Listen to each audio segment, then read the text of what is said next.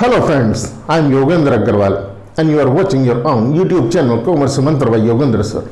In previous video, we were talking about accounting equation. I taught you what is accounting equation exactly and how to develop accounting equation. I taught you the definition of accounting equation. ये क्यों balance sheet equation भी कही जाती है। अगर आपने वो video नहीं देखा है तो मैं उसका लिंक भी डिस्क्रिप्शन में दे दूंगा, उसे जरूर पहले देखिए।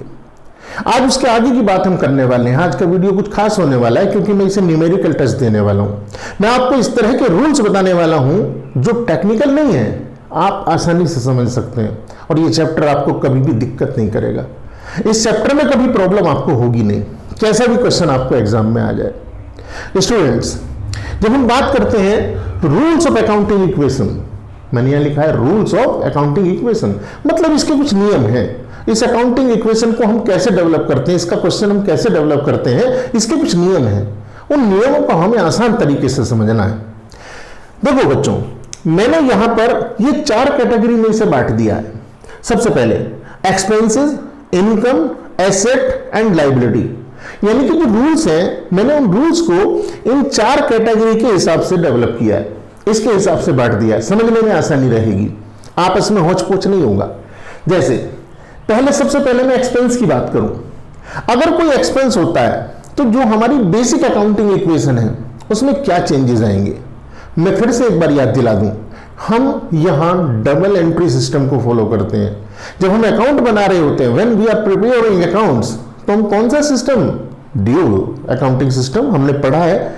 मैंने इसको डेफिनेशन में भी बताया है ड्यूल अकाउंटिंग सिस्टम, जब हम कॉन्सेप्ट बता रहे थे, कन्वेंशंस बता रहे थे। अगर वो वीडियो नहीं देखिए तो उसको भी देखिए पहले। स्टूडेंट्स, जब हम बात करते हैं एक्सपेंस की, तो एक्सपेंस होने पर होगा क्या। जब भी हम कोई ट्रांजैक्शन करते हैं तो उस ट्रांजैक्शन के हमेशा 2 इफेक्ट होते हैं।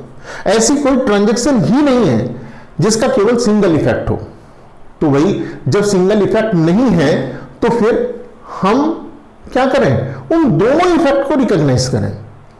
उन दोनों इफेक्ट को रिकॉग्नाइज करके अकाउंटिंग इक्वेशन पर जो भी प्रभाव उसका पड़ रहा है उसको हमें कंसीडर करना है। कैसे, देखो हमारी बेसिक अकाउंटिंग इक्वेशन तो यहां पर ये लिखी है मैंने, asset is equal to liabilities plus capital. इसको समझने और याद करने का मैंने क्या तरीका बताया, हमेशा याद रखिए कि लायबिलिटीज प्लस कैपिटल हमेशा इन एनी सिचुएशन एसेट के बराबर होंगी। Asset is equal to liability plus capital. इसका मतलब ये किसी भी सिचुएशन में झूठ नहीं हो सकती बात। अगर कोई ऐसी सिचुएशन आपको दिखाई दे क्वेश्चन के हिसाब से कि ये तो गलत हो गया, बराबर नहीं आ रहा है, इसका मतलब आपने कहीं ना कहीं गलती कर दी है, क्वेश्चन को करने में गलती कर दी है। तो कैसे दूर करेंगे उसको भी मैं बताऊंगा। जब हम बात करें कि हम एक्सपेंस, यहां पर expense will be deducted from capital. अगर हम कोई एक्सपेंस करते हैं, सपोज करिए हमने रेंट का पेमेंट कर दिया। अब रेंट का पेमेंट करने का मतलब क्या है कि हमने खर्चा कर दिया, एक्सपेंस कर दिया। तो इसके क्या इफेक्ट होंगे, पहले तो हमें ये देखने हैं। अगर हम इसके इफेक्ट समझ गए तो हम उनको एनालाइज कर लेंगे आसानी से। पहला इफेक्ट क्या होगा, जेब से खर्चा हो गया जी, हमारा एक्सपेंस हो गया। एक्सपेंस के लिए नियम क्या है, रूल क्या है, will be deducted from capital. ये कैपिटल से डिडक्ट कर दिया जाएगा। इसका मतलब हम यहां जो कैपिटल है, जितनी भी हमारी कैपिटल होगी उसमें से लेस कर देंगे। एक इफेक्ट तो ये हो गया। दूसरा इफेक्ट क्या होगा, दूसरा इफेक्ट हमारी जेब से रुपए जाएंगे, कैश जाएगा, मनी जाएगी। तो अगर हमारी जेब से पैसा जा रहा है, कैश जा रहा है, तो इसका मतलब हमारे पास जो एसेट है, जो कैश है, वो कम हो जाएगा। इसका मतलब हम इसे यहां से भी लेस कर देंगे। तो इस तरह से हम प्रभाव देखते हैं भाई। हम कोई भी एक्सपेंस करते हैं, अब चाहे आप टेलीफोन एक्सपेंस करें, चाहे आप सैलरी दें, चाहे आप वेजेस दें, चाहे आप ऑफिस के कोई एक्सपेंस करें, चाहे जनरल एक्सपेंस करें, वट एवर यू डू, किसी भी केस में ट्रीटमेंट सेम ही होगा। आप अगर पेमेंट कर रहे हैं इन कैश तो फिर वो कैश से लेस होगा और दूसरा हमारा यहां कैपिटल से लेस हो जाएगा। मैंने दूसरी चीज लिखी है यहां पर, इनकम। इनकम के लिए क्या होगा भाई, वही दो इफेक्ट होंगे। मैं एक इफेक्ट की बात कर रहा हूं जो महत्वपूर्ण ज्यादा है, जिसको हमें समझने में दिक्कत हो जाती है। Will be reduced, will be deducted from, will be added to capital. हमारा कैपिटल में जाकर के इनकम ऐड हो जाएगी, इनकम है इनकम कैपिटल में जाकर के ऐड हो जाएगी। अब आपको किसी भी तरह की कोई इनकम हो, किसी भी रूप में हो, वो आपको कैपिटल में ऐड ही करनी है। जैसे मान लीजिए आपको इंटरेस्ट मिला, आपका पैसा कहीं पर डिपॉजिट था, आपको इंटरेस्ट मिला, इंटरेस्ट मिला तो इनकम हो गई, इनकम हो गई तो ये आपकी कैपिटल में ऐड हो जाएगी। लेकिन इसका दूसरा इफेक्ट क्या होगा, आपके पास रुपए भी तो आएंगे, पैसा भी तो आएगा, बस उस पैसे को आप कैश में ऐड कर देंगे। अगर आप ध्यान से देखेंगे तो इधर कैपिटल बढ़ गई, उतने ही अमाउंट से इधर कैश बढ़ गया, एसेट बढ़ गई। तो हमारी जो इक्वेशन है वो तो अब भी सच है कि हमारी एसेट्स लायबिलिटी प्लस कैपिटल के बराबर ही होंगी, किसी भी सिचुएशन में ये डिफरेंट नहीं होंगी। चलिए इसके बाद बात करते हैं एसेट की। एसेट में या तो हमारी एसेट इंक्रीज हो सकती है या डिक्रीज हो सकती है, तीसरा काम तो हो नहीं सकता है। तो भाई अगर हमारी एसेट इंक्रीज हुई है तो हम उसी एसेट में प्लस कर देंगे जो भी रेलेवेंट एसेट होगी। सपोज करिए हमारे पास पहले से फर्नीचर है और हमने एक टेबल और खरीद ली, थोड़ा सा फर्नीचर और खरीद लिया, कुछ भी चेयर खरीद ली, टेबल खरीद ली, व्हाटएवर। तो पहले से फर्नीचर है, उसी में जाकर के एक और जो हमने खरीदी है ऐड हो जाएगी, यानी कि आपकी एसेट बढ़ जाएगी। सिंपल बात हो गई। अगर किसी वजह से मान लीजिए हमारे पास 4 चेयर है, हमने एक सेल आउट कर दी तो डिक्रीज हो गई हमारी क्वांटिटी, ये हम लेस कर देंगे फर्नीचर से।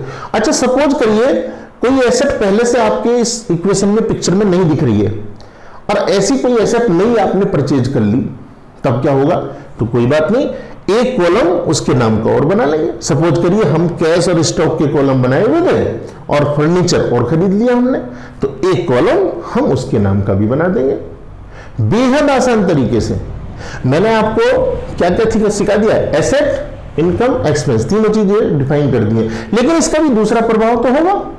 हाँ जी बिल्कुल दूसरा प्रभाव होगा। ये मैंने एक एक के लिए यह नियम लिखा है, दोनों एक साथ बोल दो, मैं बोल करके निकल जाऊं और आपको समझ में ना आए, आप कंफ्यूज हो जाओ, इसलिए नहीं बोल रहा हूं। दूसरा प्रभाव अब सुनिए क्या है। आपने जब एसेट खरीदी, परचेज की, मान लो नगद खरीदी, कैश में खरीदी, तो नगद खरीदोगे तो क्या होगा? नगद खरीदते ही आपके पास से पैसे चले जाएंगे और पैसे गए, इसका मतलब कैश में से लेस हो जाएगा। अगर आप ध्यान से देखो तो कैश तो हमारे पास कम हो जाएगा और फर्नीचर हमारे पास बढ़ जाएगा, तो इसका मतलब एक एसेट कम हो गई और एक एसेट बढ़ गई। अभी भी asset is equal to liability plus capital ही रहेगा। कितना आसान है। और लास्ट में हमारी लायबिलिटी की बात है, ऑन द सेम लाइन, बिल्कुल इसी तरीके से रूल इसका भी है। अगर हमारी लायबिलिटी बढ़ती है तो वो रेलेवेंट लायबिलिटी में ऐड हो जाएगी। अगर हमारी लायबिलिटी कम होती है तो वो रेलेवेंट लायबिलिटी में क्या होगी? लेस हो जाएगी। कैसे? सपोज करिए हमने, हमारे ऊपर कर्जा है, क्रेडिटर्स हैं हमारे लिए। क्रेडिटर्स कौन होते हैं? जो हमसे पैसा लेंगे इन फ्यूचर, जिनसे हमने कोई सामान वामान खरीद रखा है ना। ये डेफिनेशंस वैसे आपको शुरुआत में, जो शुरुआती वीडियो है मेरी, उस पर जाकर देखिए, मैंने बहुत अच्छे से डिफाइन किया हुआ है। आपको समझने में भी, आपके नोट्स बनाने में भी मदद करेंगी। तो स्टूडेंट्स, जब हम बात करते हैं, सपोज करिए मेरे 1 लाख रुपए के क्रेडिटर हैं पहले से ही और मैंने उनसे 20,000 का सामान और खरीद लिया मान लो, तो इसका मतलब ऐड हो जाएगा, इंक्रीज हो गए मेरे क्रेडिटर, इसीलिए मैंने यहां लिखा है रूल में ऐड हो जाएगा। इसके बाद में सपोज करिए मेरे 1 लाख रुपए के क्रेडिटर थे और वो 20,000 के मैंने पे आउट कर दिए, पे कर दिए, क्या होगा? कम हो जाएंगे। कम हुए तो इसका मतलब क्या होगा कि वहां लेस कर दूंगा मैं, अब 80,000 के रह जाएंगे। ये तो एक इफेक्ट लिखा मैंने। अब दूसरे इफेक्ट की बात करते हैं। दूसरा इफेक्ट क्या होगा? तो दूसरा इफेक्ट होगा कैश पर इसका। मान लीजिए मैंने पेमेंट किया, क्रेडिटर्स का पेमेंट किया 20,000, तो अब 80,000 रह गए मेरे वाले एग्जाम्पल में, लेकिन इधर से कैश भी तो कम हो जाएगा, तो इधर भी एसेट से एसेट भी कम हो गई और इधर लायबिलिटी भी कम होगी क्रेडिटर्स के रूप में, दोनों तरफ कम हुआ है। इसका मतलब ये इक्वेशन अब भी सच है, assets is equal to liability plus capital. ऐसी बढ़ने की बात है। अब इसे प्रैक्टिकली अप्लाई करके कुछ मैंने ट्रांजैक्शंस लिखी हैं जो इंपॉर्टेंट हो सकती हैं छांट कर आपके लिए, वो मैं ट्रांजैक्शंस आपको डील करके दिखाता हूं। अच्छा, इसे सॉल्व करने का जो तरीका है कुछ टीचर्स का अलग अलग अपने अपने, तो आपके स्कूल में जिस भी स्कूल में आप हैं तो उस स्कूल के टीचर इस परफॉर्म को जिस तरह से बनवा दे उसी तरीके से आप करेंगे। ये सारी तो ऐसे ही होगी जो न्यूमेरिकल पोर्शन है, लेकिन जो ट्रांजैक्शंस लिखने का तरीका है, कुछ लोग ट्रांजैक्शंस के लिए एक पैराग्राफ बनवाते हैं, कुछ लोग अलग तरीके से प्रेजेंट करवाते हैं, तो जैसे भी हो पर आपको इसका बेसिक समझ में आया हुआ होना चाहिए। और ज्यादा पॉपुलर यही है जो मैं बना रहा हूं यहां पर। तो मैंने यहाँ कुछ ट्रांजैक्शंस लिखी हैं, उस ट्रांजैक्शंस के इफेक्ट मुझे दिखाने हैं। उस ट्रांजैक्शंस के इफेक्ट को यहां अकाउंटिंग इक्वेशन में सर्च करके दिखाना है, और कैसे डेवलप करते हैं ये मुझे आपको सिखाना है। आई होप आप बहुत ध्यान से सीखेंगे, समझेंगे। 150 क्वेश्चन की प्रैक्टिस की जरूरत नहीं पड़ेगी। आप मेरी इसी क्वेश्चन को अगर 2-4 बार देख लेंगे तो अकाउंटिंग इक्वेशन की प्रॉब्लम हमेशा के लिए खत्म हो जाएगी, पक्की सी बात है, आई गारंटी। देखो, सबसे पहले ट्रांजैक्शन मैंने लिखी है, बिजनेस स्टार्टेड 1 लाख रुपीज। मतलब हमने बिजनेस स्टार्ट किया 1 लाख रुपया लगा करके। तो जैसे ही ये ट्रांजैक्शन हुई, इस ट्रांजैक्शन का इफेक्ट क्या होगा? 2 इफेक्ट होंगे।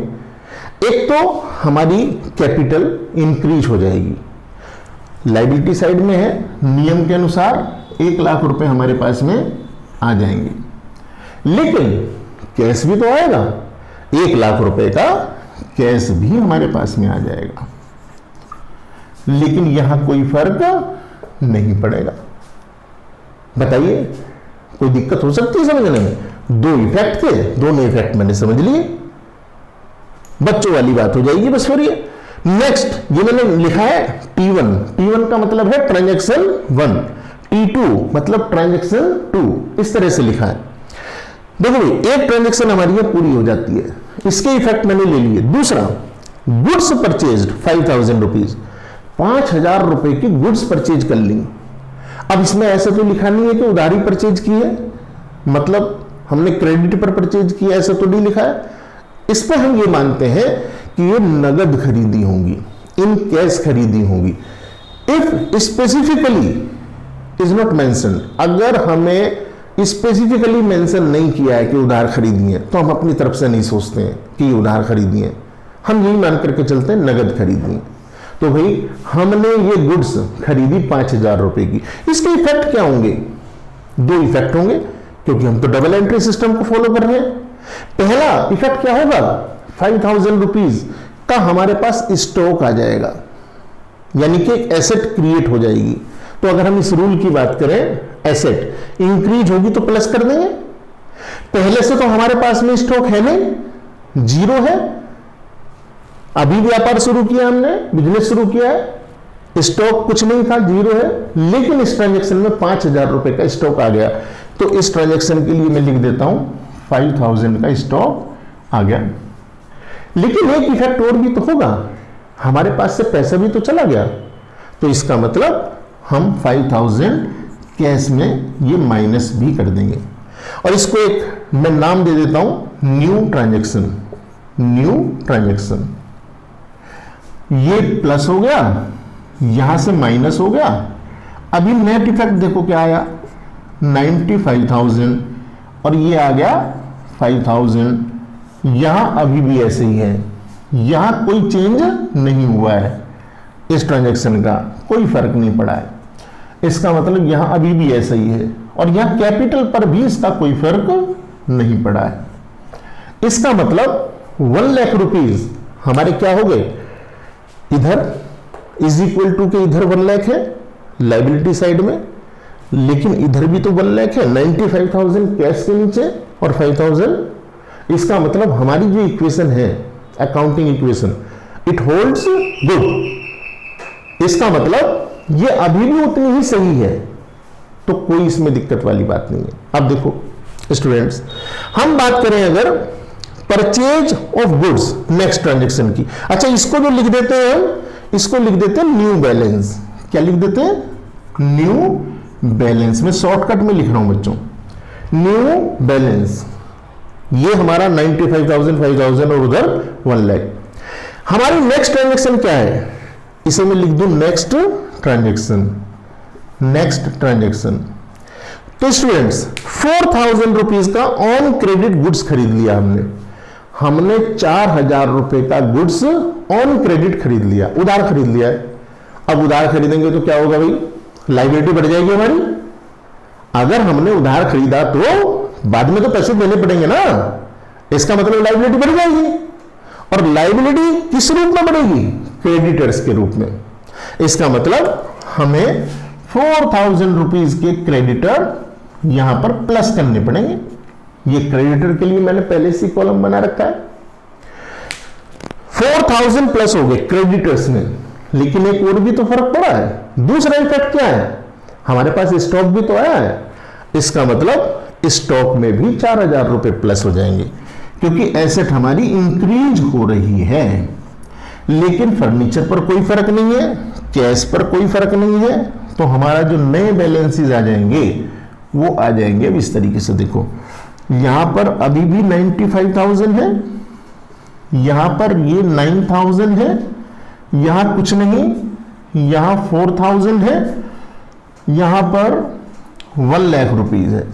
बताओ किसी को दिक्कत हो तो? अगर यहां पर मैंने लिखा 95,000, इधर 9,000, टोटल कितना हो गया भाई एसेट साइड का? 1,04,000। आप इधर देखो, इधर का भी कितना है? 1,04,000। इसका मतलब दोनों तरफ का टोटल समान है, सेम है। यही तो इक्वेशन थी। अब देखो नेक्स्ट हमारी, ये तो कहलाएगा न्यू बैलेंस। New balance. लेकिन यहां पर देखो फर्नीचर परचेज कर लिया इस बार हमने, तो न्यू ट्रांजैक्शन आ गई हमारी। न्यू ट्रांजैक्शन, फर्नीचर परचेज किया। अब ये जो फर्नीचर परचेज किया, ये कोई ऐसे तो लिखा नहीं है कि हमने उधार खरीदा। इसका मतलब ये फर्नीचर नगद खरीदा होगा, कैश में खरीदा होगा। फिर से दो इफेक्ट आएंगे, एक तो हमारा कैश कम हो जाएगा, एक हमारे पास फर्नीचर आ जाएगा। तो फर्नीचर आ जाने दो भाई। फर्नीचर कितने रुपए का खरीदा है? 5,000 रुपीज का। तो 5,000 रुपीज का फर्नीचर हमने ऐड कर दिया यहां। लेकिन क्या इसका स्टॉक पे कोई फर्क पड़ेगा? The answer is no. क्या इसका कैश पे कोई फर्क पड़ेगा? The answer is yes. हमने जैसे 5,000 रुपए का फर्नीचर खरीदा तो हमारे 5,000 रुपए कम हो जाएंगे कैश में। ये लो जी कम कर दो, -5,000।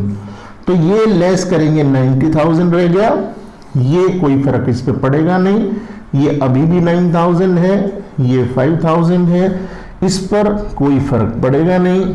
यानी कि ये 4,000 है, इस पर भी कोई फर्क कैपिटल पर नहीं पड़ेगा। ये अभी भी 1 लाख है। अब इसका एक बार टोटल करके देखते हैं, कहीं हम गलती तो नहीं कर रहे। देखो ये 90,000, 99,000 एंड 1,04,000। इधर भी देखो लायबिलिटी साइड का 1,04,000। इसका मतलब सही है, हम सही कर रहे हैं। आप इस क्वेश्चन को, ऐसे क्वेश्चन को करते हुए एग्जाम में ही चेक करते रह सकते हो कहां तक सही कर दिया है, कहां गलत जाके हो गया है। हर जगह, हर ट्रांजैक्शन के बाद जो नया बैलेंस आएगा आपका हमेशा ये इक्वल होगा। ये ही अकाउंटिंग इक्वेशन है स्टूडेंट्स। ये आ गया हमारा क्या? New balance. ये न्यू बैलेंस आ गया। अब हमारी एक लास्ट ट्रांजैक्शन मैंने यहां पर रखी है, गुड्स कॉस्टिंग 2,000। हमारी 2,000 रुपए की गुड्स है और हमने सेल कर दी 3,000 रुपए में। तो ध्यान से देखो इसके इफेक्ट किस तरह से आने वाले हैं। हमारी 2,000 की गुड्स है और हमने बेच 3,000 में दी, तो 1,000 का फायदा हो गया, इनकम हो गई। इसका मतलब रूल इस बार इनकम वाले भी लगेंगे, will be added to capital. तो भी 1,000 का हमें फायदा हुआ। सबसे पहले तो मैं इसे कैपिटल में ऐड कर देता हूं, 1,000 रुपए की जो इनकम हुई है। इसके बाद और क्या प्रभाव हुआ है? ये हमने गुड्स कॉस्टिंग 2,000 सोल्ड फॉर 3,000। 2,000 की गुड्स 3,000 में बेच दी, 1,000 का फायदा कमाया। लेकिन 2,000 की गुड्स भी तो चली गई हमारे पास से। जब 2,000 की गुड्स चली जाएंगी तो देखो क्या होगा भाई, हमारे पास से 2,000 की गुड्स गई, यानी कि स्टॉक कम हो गया। हमने 2,000 का स्टॉक लेस कर दिया। बताइए बिल्कुल सिंपल है। हमने स्टॉक भाई 2000 का गुड्स था जो बिका है हमने, तो 2000 लेस कर दिया, लेकिन पैसे कितने आए? 3000 रुपए। तो हम कैश में कितना ऐड करेंगे? 3000 रुपीज। तो ये हो जाएगा 93,000, ये हो जाएगा 7,000, ये हो, यहां पर फर्नीचर पर कोई फर्क पड़ेगा नहीं, 5,000 रुपए। अब इधर आ जाओ, यहां लाइबिलिटी में क्रेडिटर पर इस ट्रांजैक्शन का कोई फर्क पड़ा नहीं, 4,000 ही रहा, और ये 1,01,000।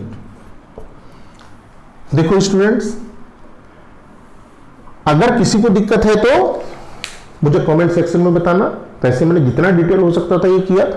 हमारा अब इसका टोटल करके देख लो एक बार लास्ट में, 1,01,000 एंड 4,000 कितना हो गया? 1,05,000। और एसेट साइड का भी देखोगे तो 93,000, 7,000, 5,000, टोटल 1,05,000। इसका मतलब इक्वेशन होल्ड्स गुड।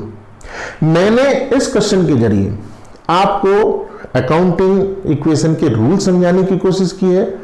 मैंने आपको यह बताने की कोशिश की है कि हम अगर कहीं एडलेस करते हैं तो वो क्यों करते हैं, जिससे आप एक ही क्वेश्चन से बहुत सारे क्वेश्चंस को कर पाए। इस एक ही वीडियो को आप 2 बार 3 बार सुन करके वापस से सुनिए, कोई दिक्कत नहीं है। एक ही वीडियो को 2 बार सुनिए, इसे आप फिर और ज्यादा इसमें अंडरस्टैंडिंग गेन कर लेंगे। ठीक है, मैं इसके कुछ और न्यूमेरिकल आपको नेक्स्ट वीडियो में करूंगा, दिखाऊंगा, क्योंकि ये तो बहुत ज्यादा बड़ी वीडियो हो जाएगी वरना। वैसे अगर कंसेप्चुअली देखें तो हमने ये पूरा कर लिया है। अब इसके बाद में एक ही बात आपसे कहूंगा, अगर वीडियो आपको पसंद आती है तो इसे जरूर आप लोग लाइक करें और शेयर करें ज्यादा से ज्यादा आपके दोस्तों का फायदा हो सके। और हाँ, अगर आपने इस चैनल को अभी सब्सक्राइब नहीं किया है तो प्लीज इस चैनल को सब्सक्राइब कीजिए, कंसेप्चुअल स्टडी के लिए, सिस्टमेटिक स्टडी के लिए। Thank you for watching.